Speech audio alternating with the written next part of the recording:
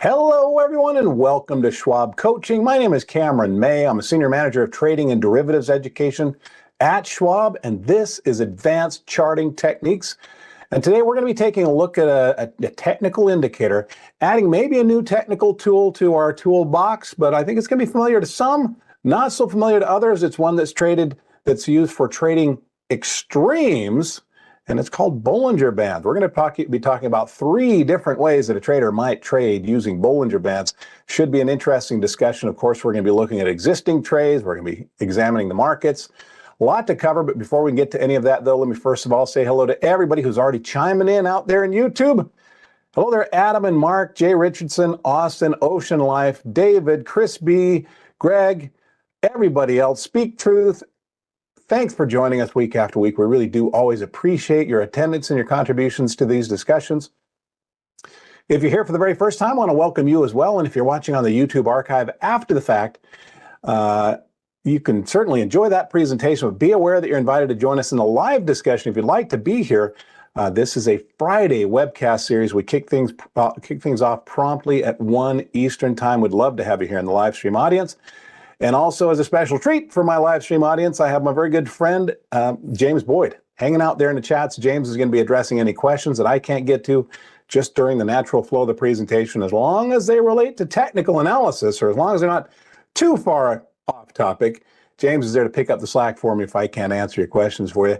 Everybody, James and I would also like to issue an invitation to you.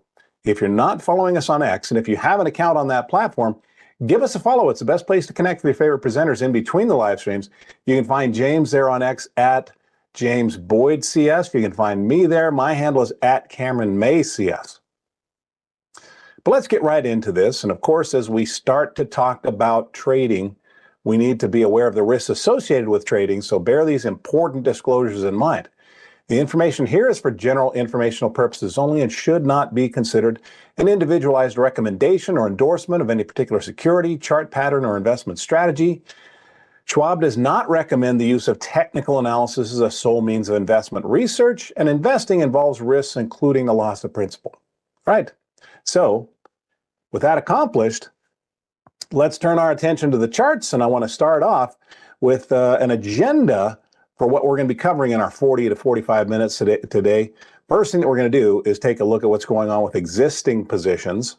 Then we're going to take a peek at what's happening with the markets from that perspective that we've used week after week, our trend value momentum perspective. We'll see if there have been some changes there. I think we're awfully close. In any case, then we're going to be planning and placing a new trade using Bollinger Bands. I'm going to talk through 3 different ways that a trader might plan and place trades using Bollinger Bands. We're going to use one of those to place our example trade today. So let's go right to Thinkorswim Desktop. This is the software platform that can be downloaded from within your Schwab Online account free of charge. You just go up to the Trade tab, look for Thinkorswim. But here are our 3 positions. And we talked about this last week. We should really be down to 2 at this point because Amgen gave a sell signal, but we needed to talk about it during the webcast last week. I'll revisit it, and then we're going to close it out. But in any case, let's start things off with ABBV. We own 25 shares. Shares are doing okay. We purchased those at 202.67. They're right now trading at 210.02. So here was the logic of that trade. Let me go up to our studies. Let's load up our ABBV ribbon study set. And we had our discussion of ribbon studies a few weeks ago. Took a position as we saw the RS1 crossing up over the RS2 right here. And we entered right there on February 21st. This stock has been cooperating so far. You can see the price is softening a little bit or starting to channel sideways a bit, but RS1 still nicely above RS2, so we're going to maintain that position. With each of these, as I go through these study sets, I know that not all of you were here to see each one of these discussions. If you want to find historical webcasts, things that we've already done, we house those on our Trader Talks channel on YouTube. So make sure that you're subscribed to our channel. You can go down below the video stream right now, whether you're watching live or you're watching on the archive, there's a little button down there that allows you to subscribe. If you haven't subscribed yet, go ahead and click that subscribe button. It literally only takes a second. It subscribes you to our channel, and that's where you'll find our playlist for previous webcasts. So on YouTube, look for Trader Talks Schwab Coaching Webcasts, find our homepage, and then just go to the playlist right here. And the playlist for this webcast series, you just zip down about halfway down the list. We have a bunch of different webcasts going on all throughout the week, but mine is called Advanced Charting Techniques, and you can find that full playlist right there. And this is where you can find things like the ribbon study discussion that we had.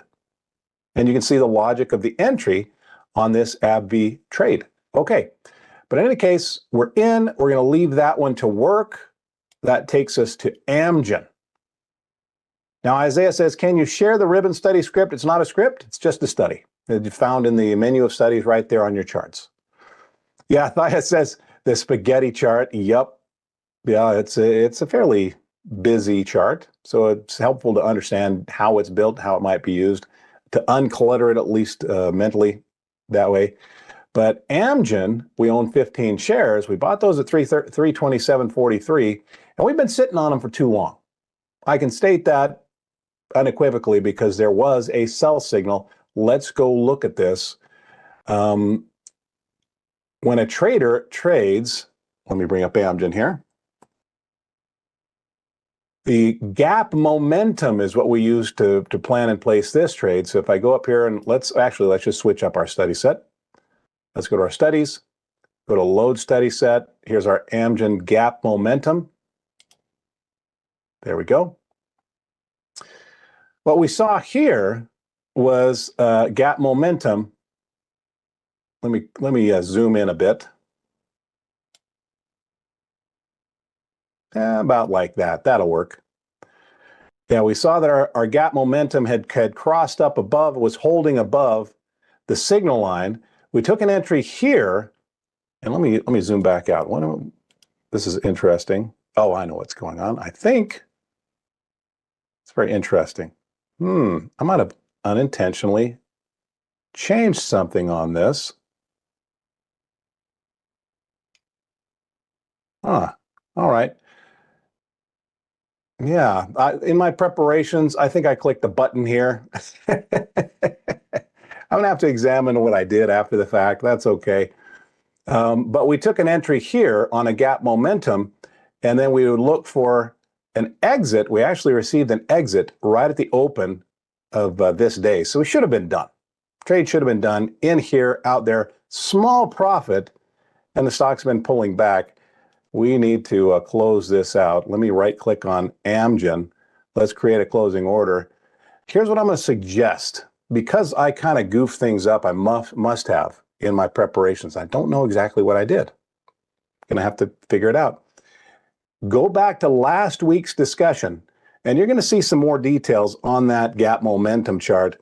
It'll give you a little bit better insights into the signals that we used. The signals, I've messed something up and made them disappear, and I don't want to go back and try to reconstruct that right now. So you can find that on last week's discussion. I don't need to revisit that again today. In any case, let's close out of this position. So we right click on the position, we create a closing order. I'm just going to submit this as a market order. I like to make my changes.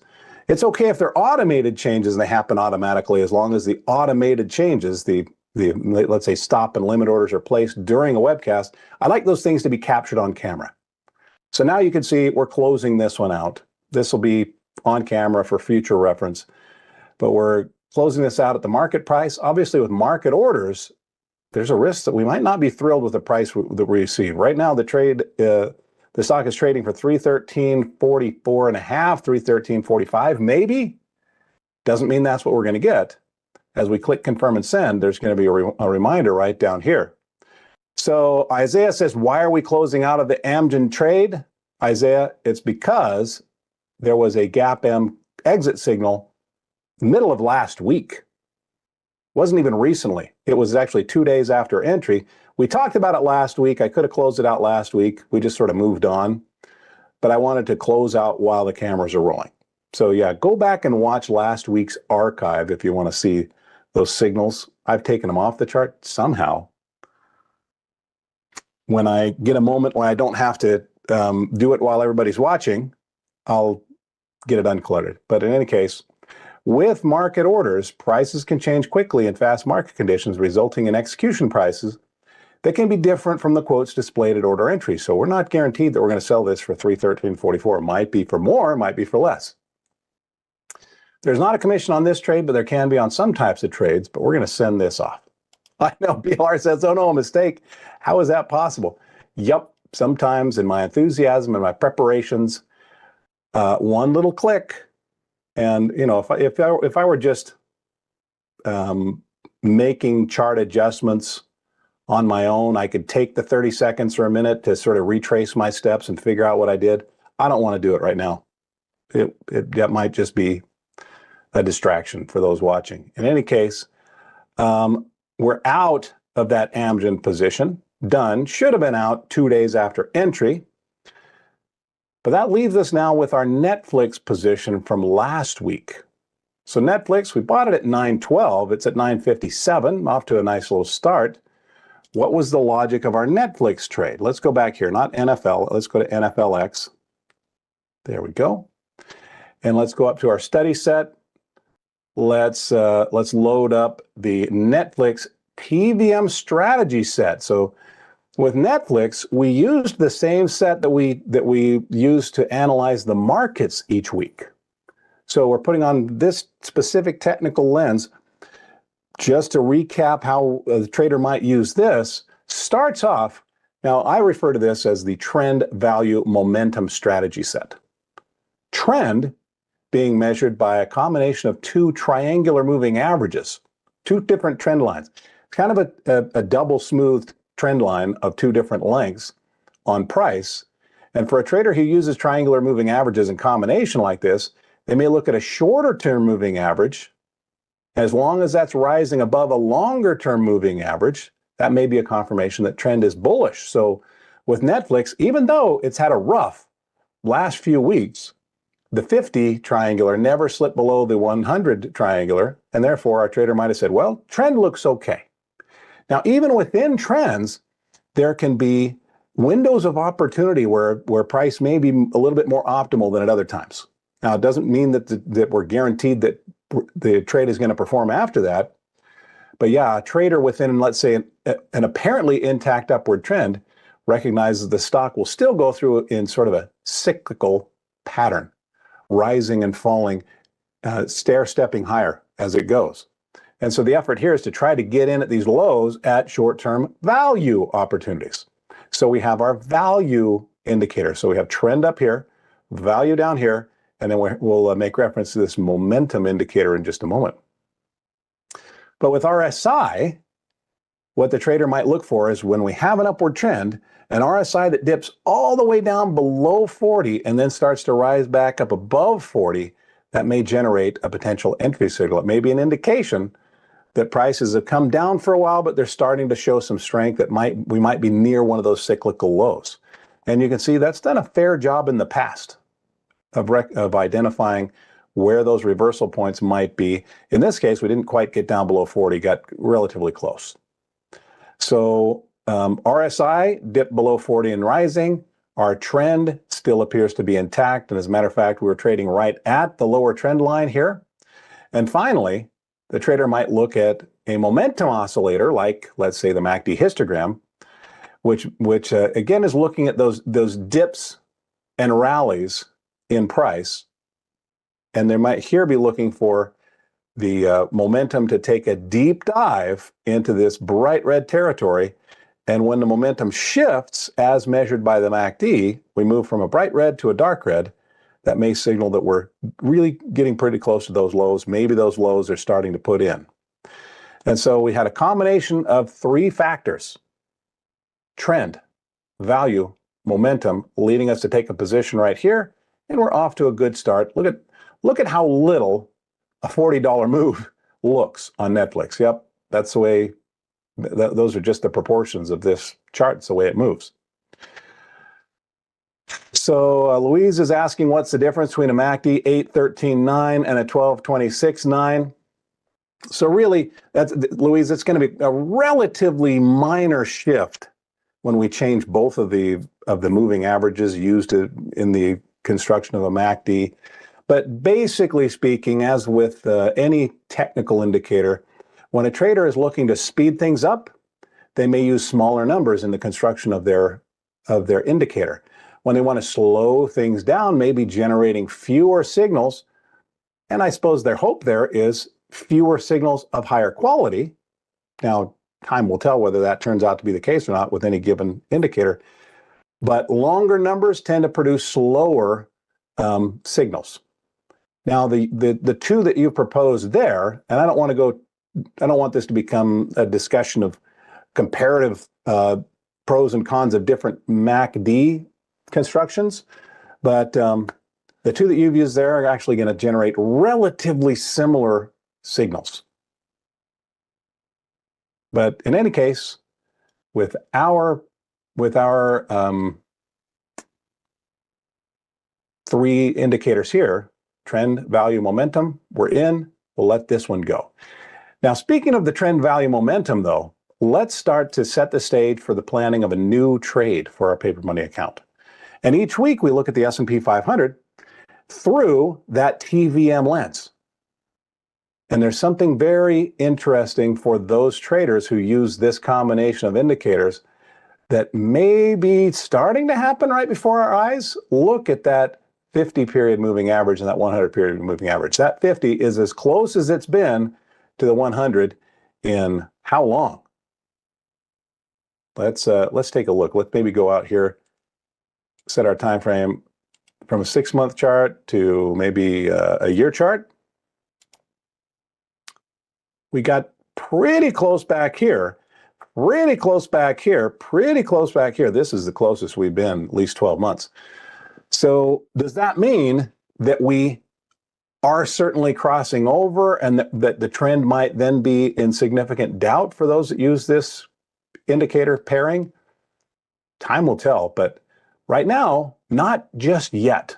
I'm going to switch this back because we're going to be talking about our indicators, the indicator that we're going to be discussing today, the Bollinger Bands. I want to get a closer look at it. So I'm going to shorten up my time frame here just to give us that closer look. It doesn't really change whether we're using a 1-year chart or a 6-month chart. Doesn't change the interpretation of anything that we're talking about right now, because as long as the candle size is consistent, the indicator is consistent.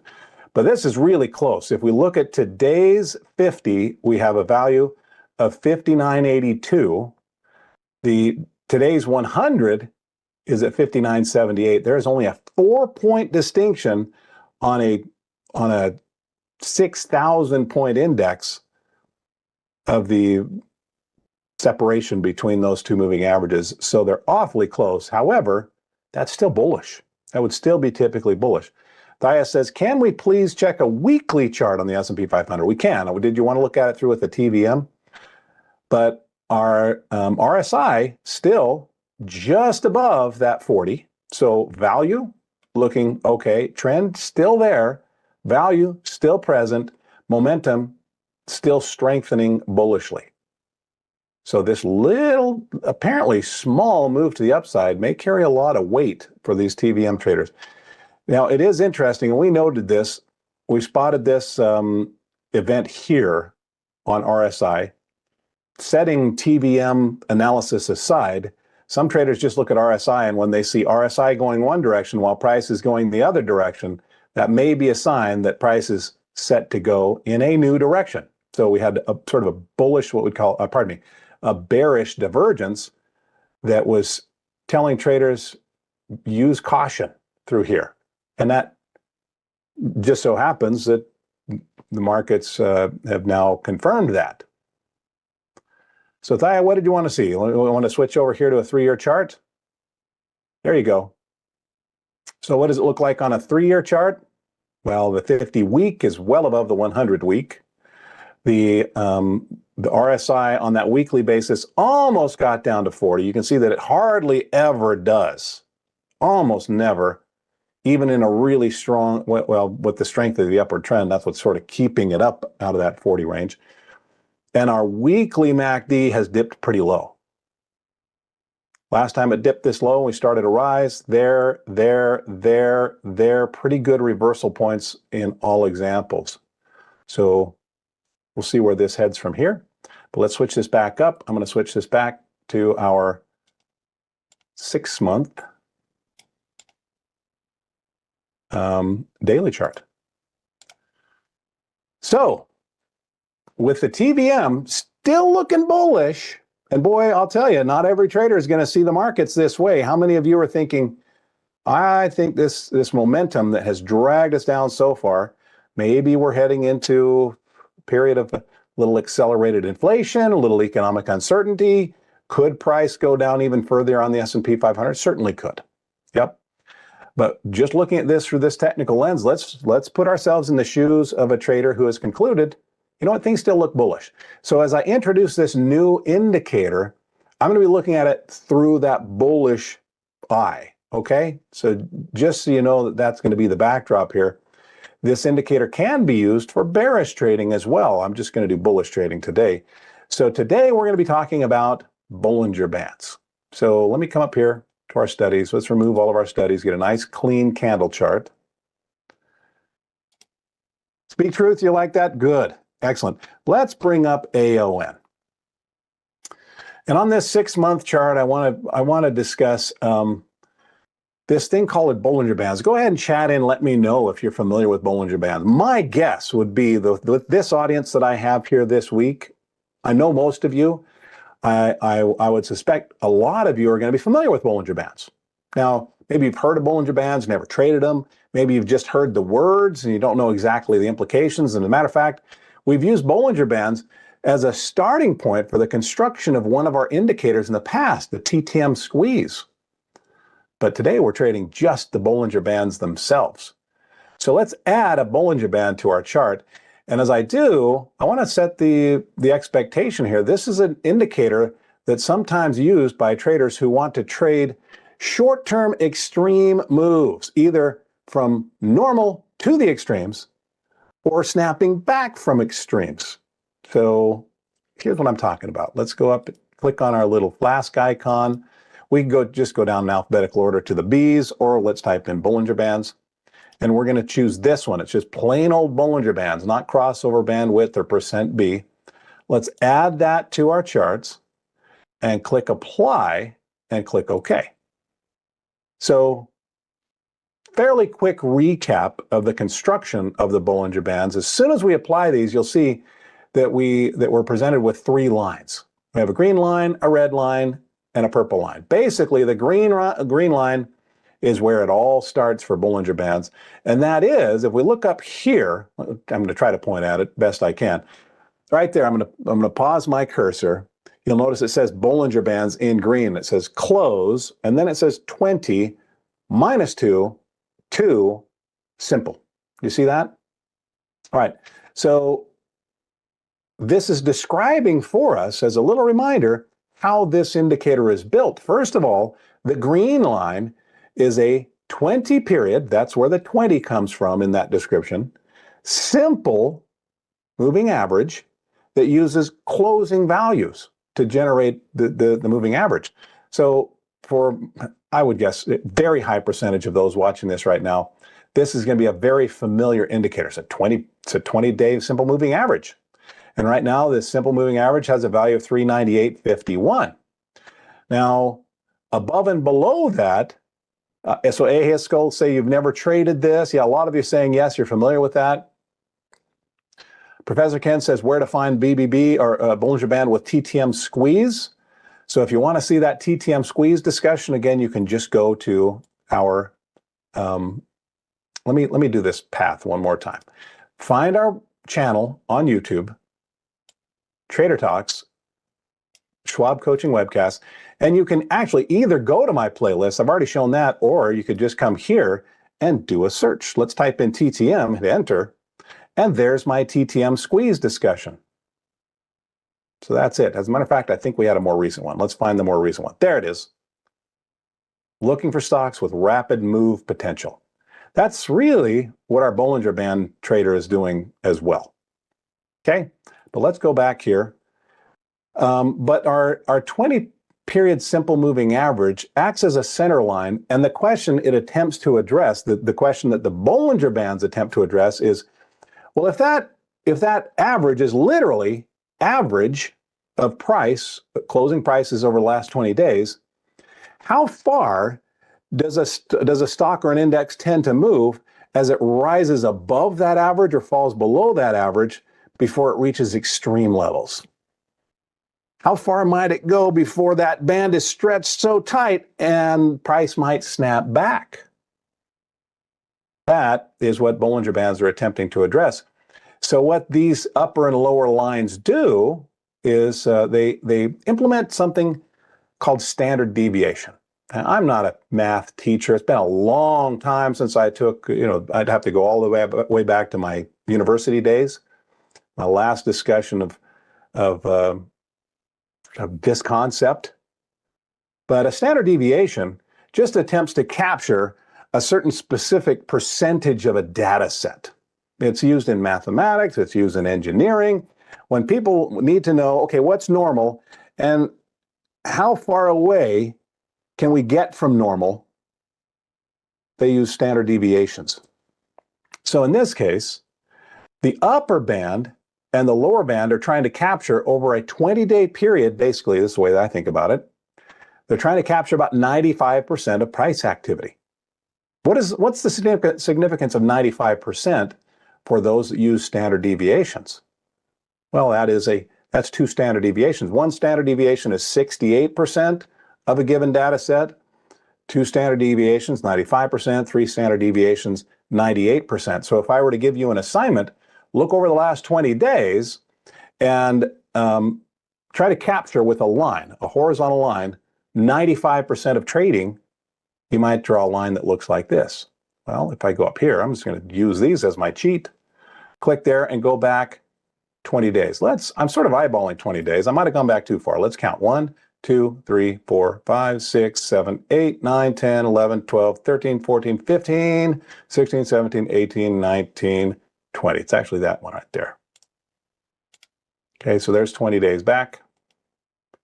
So let's activate this drawing and pull it back there. So if I just sort of settle it in right there, there we go.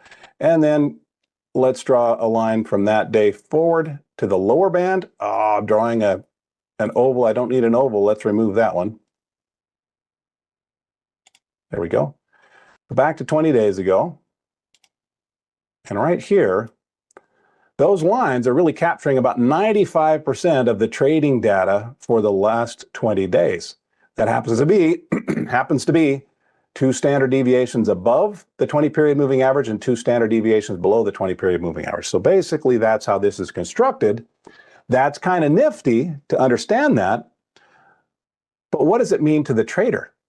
Well, for our trader who's looking for extremes in trading, they may look for departures from the norm. When we get well above average, maybe price will snap back down toward average. Notice here, we're getting above average, maybe we snap back. Here we get above average and we snap back. Or if prices are just hovering around average, maybe they're getting ready to make a move in one direction or the other. And you can envision what might be happening psychologically when prices, in this case, look at this. Recently, we've got down to a low that was almost outside the extremes of the last 20 days. For our bargain shoppers, they might be saying to themselves, wait a second, these are about the best prices that have been available with very, very low percentage exceptions. And with that in mind, maybe they're not thinking of this mathematically, but it may affect itself in all sorts of ways. In any case, maybe there's a snapback, a revision toward that mean. So let me see if I'm missing any questions here. I don't think so. I haven't seen any questions here. Bob says Bollinger Band squeezes are interesting. Bob, you're kind of giving away one of my three approaches to trading this. Yeah, it's not my approach. There are a number of different ways that Bollinger Bands can be traded. So let's talk about those. All right. Number one is when we do reach one of these extremes. So I would call this a B2B trade, which just means band to band trade. So when the price actually reaches down to that lower band, a bullish trader might see that as an opportunity to buy while we're literally at the lower extreme over a given period of time. And the expectation may be that we're going to snap back up to the upper band. So buying at the lower band, selling at the upper band, B to B, if that makes sense. So if we're buying down here, what specifically might signal to the trader that it's time to buy? Well, as we approach that lower band, if we start to see white candles, a white candle might be enough to signal to the trader that even on an intraday basis, we're moving above the opening price, we're right close to an extreme low. Maybe that's enough momentum to get us going up for a few days, maybe a couple of weeks. So a B to B plan to the upside would be to sell if we get to that upper band. Sometimes they don't work though. Where might the trader draw the line in the sand in case that trade fails? Well, a stop plan for just a percentage point or two outside of that band might be time for the trader to just think, well, okay, maybe we're not snapping back. Maybe we haven't reached lows yet. This could be, if we're moving beyond what would be quote unquote normal extremes, maybe something darker is at play here. I don't know. Yeah, but there's more dramatic move ahead possibly. So yeah, just having a stop just outside that lower band might be a common approach. So if we apply that to what's going on right now, we've come all the way up from this upper band down to that lower band and started to touch, and we're actually starting to we've had 2 white candles already. And as a matter of fact, where did we close that day? We closed 2 days ago at 390.38, and we're within pennies of that right now. So I think we're going to wind up trading this stock. But in any case, that is strategy number 1 for trading Bollinger Bands. A second is where price hasn't come all the way down to the lower band, but instead it's just come back down to the average. And this really isn't any different than a typical moving average entry. For some traders, if we touch from above, coming down from above, touch that 50-period moving average, that might be another reason for entry. Now, some might be a little more conservative and wait for a white candle, confirming what we call a bounce off that moving average. But yeah, a touch or a white candle may be a signal if we're close to that moving average that it's time for entry. Is it a guaranteed entry? Slam dunk profit? No. So, pardon me, voice is struggling. In this case, I would call this a T2B. So instead of band to band, this is trend to band trade, where we touch the trend line with the plan to get out if we get up to and close above the upper band, or even if we just touch that upper band. So there are examples here, there's an example here, there are some examples here of entries. In this case, look at how close. This one might have been a near miss. Some traders who are waiting to get above that upper band, they may not have ever gotten there, and this could have been disappointing. But P to B, there are your entries. Where might the exits be? Well, with technical trading, the very common reason to get out of a trade is that the original reason for taking the trade in the first place is invalidated. And in this case, that might be just breaking below that trend line. So a close or a 1% or a 2% drop below that trend line may be a way to manage the downside. Now with each of these, if we have a plan to sell, if we break below the lower band, or if we have a plan to sell, if we drop below the moving average, is it guaranteed if we're using a stop that we'll sell at exactly the price we choose? Nope, stops don't work that way. They get triggered and then they send off a market order that may fill at a higher or a lower price. But that might be a typical plan. So a T2B, buy at or near the trend line, sell as we approach or go through the upper band, and sell if we drop down below that trend line.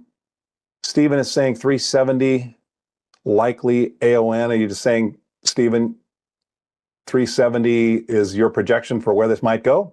We'll see. It could. But in any case, what's a third one? Who asked about a squeeze? Somebody said, what? Let's see. Yeah, Bob, you said a Bollinger Band squeeze is interesting. What in the world is a Bollinger Band squeeze? Well, sometimes a stock enters a quiet period. And for traders who are looking for extreme behaviors, that might represent the calm before the storm. It might be exactly what they're looking for. And a stock that's entering a quiet period on a Bollinger Band will present itself as a narrowing of the upper and the lower band, getting closer to the trend line. So there's a really good couple of examples here. There was a very narrowing right here. You see that, where the upper band is coming down toward our 20-period moving average. The lower band is rising up toward our 20-period moving average. And as those start to separate from one another, what that literally translates to is that volatility is picking up again. Because really, if we're looking at trying to capture 20% or 95% of movement in a given period of time, if there hasn't been much movement, if we can draw narrow lines and still capture much of the trading, that means that we've had this little narrow band of activity. If we have to start drawing wider lines, it means that the activity is picking up. The stock's starting to move in one direction or the other. We just don't know which. So this is what we call a Bollinger Band squeeze. And for some traders, that might be the calm before the storm. And the specific signal for entry is if price is able to push out and close. In the case of a bullish trade, it would be to push out and close above the upper band. That's the signal that we're getting an expansion of volatility again. Maybe we're ready to move to a new extreme. So that might be the entry for our squeeze trader. And the exit is typically accomplished by following the moving average. And if price starts to narrow back down, volatility calming down again, if we move back down and fall below average, trade over. So in this case, our entry might have been right back here with an exit right about here. Now it can work in the opposite direction, because this here may be identified by some as itself a narrowing of the bands, and a break outside of that to the downside. There's a close outside of that lower band. That might be a signal for bearish entry, with a signal to exit that bearish trade here, closing back above our moving average. Let's see, what other questions we have? Isaiah says, does this work on any time frame? The potential to work is there on any time frame. Yeah, this is just like so many different technical indicators that we learn, so many different technical techniques. Generally speaking, they can sort of be lifted from one time frame and just transported to another time frame. Like I could switch this to an hourly chart or a weekly chart, and the interpretation would be pretty much the same. But I just have to say, regardless of time frame, there's not a guarantee that a strategy is going to work on a given trade, regardless of whether we're using an hourly chart, a weekly chart, or a daily chart. But good question. So we have a squeeze here with a breakout ending there. What is this? This actually terminated with another squeeze. There's another squeeze right through here. The bands start to widen again, and we get a breakout through the upper band right there, close above that upper band. And where do we finally close? Below. We close below right there. So our trader might have taken their exit from our Bollinger Band squeeze right there. So a number of different ways that a trade might be placed. With each of these, where might the exit be? If we're breaking that upper band, well, on a squeeze, there may actually not be a specific stop entered, because the eye just goes right to the moving average. So the target and the stop effectively become the same thing. If the moving average is broken, time to get out. If that happens before the trade is profitable, it's kind of like a stop. If it happens after the trade is profitable, it's kind of like a target. Let's see. I noticed somebody's talking about hourly charts.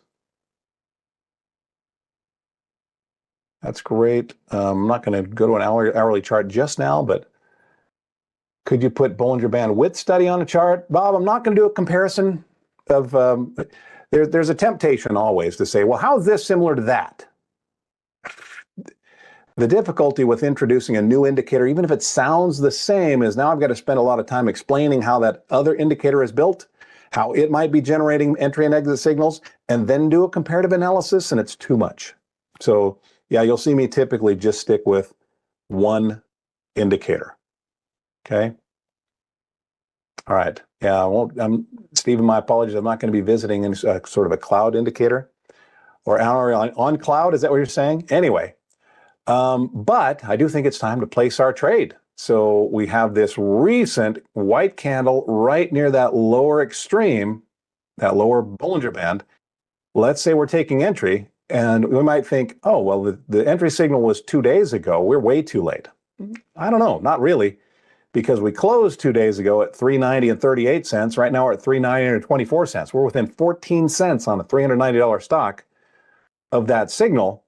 So let's take that entry with a plan to get out. If we fall outside of this Bollinger Band, I'm not going to give it much wiggle room in this example. Let's go 1% below that lower band. 386.56 is the current position of that lower band. Let's come up here to our calculator. 386.56 times 0.99, 382.69 will be our stop. Now, we won't be putting in a mechanical target because we don't know where, if we're able to get up to that upper band, we don't know where that's going to be at the time it gets there, because the band is going to be in motion. So we're going to have to keep our eye on this. But let's go to our trade tab. Let's right click on our ask price, and let's spend about 5,000 bucks on this trade. That's what we typically do. So let's put in a custom buy order with a stop. 10 shares would be about $3,000. Let's do 15 shares. So let's change our quantity here on the buy to 15. We can just click on the little broken chain link, and that's going to tie the buy order to the sell order. And let's actually submit this as a market order. We've discussed the risk of market orders on rapidly moving stocks. We might wind up paying a very different price. But let's put in our stop, and our stop we determined was going to be at 382.69. So let's put that in here. Not 382, 282, right? What did I do? I've got to go double check this. 386.56. Oh yeah. What is this doing? Oh, that's what. So you guys are all over this. AON, let's delete that. Let's right click, buy custom with stop, make sure that we have the right symbol. This is always linked. I don't know why that unlinked itself. There we go. Let me just double check my chart. Yep, next time that won't happen to me again. So 382.69, change this to a market order, 382.69. And of course they were close enough in price that I didn't catch that right away. Let's go to good till canceled. So there's our plan. A little bit, notice that's a pretty darn tight stop, isn't it? A couple of percentage points. This is a trade that just a little bit of a wiggle, this thing could be out. But let's click confirm and send. Oh, not on 100 shares. Let's do our 15 shares. There we go. Confirm and send, buying 15 shares of AON. We're going to sell those if they drop down to 382.69. It's going to be about a $6,000 trade. With market orders, prices can change quickly in fast market conditions, resulting in execution prices that can be different from the quotes displayed at order entry. And with stop orders, there's no guarantee that the execution price, if we get stopped, is going to be equal to or even near the activation price of 382.69. So let's send that off. There we go. Chris B says something for the programmers to address. I'm not going to blame the programmers on that one, Chris. It's very likely I just clicked on that and changed it at some point. But in any case, we're in that trade. There's our introduction to 3 different ways to trade Bollinger Bands, and we've done what we set out to do. We've managed our existing, take a look at our existing positions. We've looked at the S&P 500, placed a new trade, learned all about Bollinger Bands. I hope you enjoyed this discussion. Time for me to let you go enjoy your Friday. But as I let you go, just remember you have other resources available to you. Number 1, make sure you subscribe to our Trader Talks Schwab Coaching webcast channel. Just click on the subscribe button down below. if you haven't done that already. Also, make sure that you're following James and me on X. If you have an X account, you can follow James there at James Boyd CS. You can follow me there at Cameron May CS. Best place to connect with me in between these live streams. And thank you to everybody that's already clicked the like button. I really always do appreciate that. 36 people have clicked that like button. That always sounds like applause to me. And it gives my webcasts a boost in the YouTube algorithm, helps people find these discussions of things like Bollinger Bands. They can learn more about charting. All right, guys, I will look for you again next Friday for another discussion of advanced charting techniques. I'll look for you in my other webcasts between now and then. I'll also look for you on X, but whenever I see you again, until that moment arrives, I want to wish you the very best of luck. Happy trading. Bye-bye.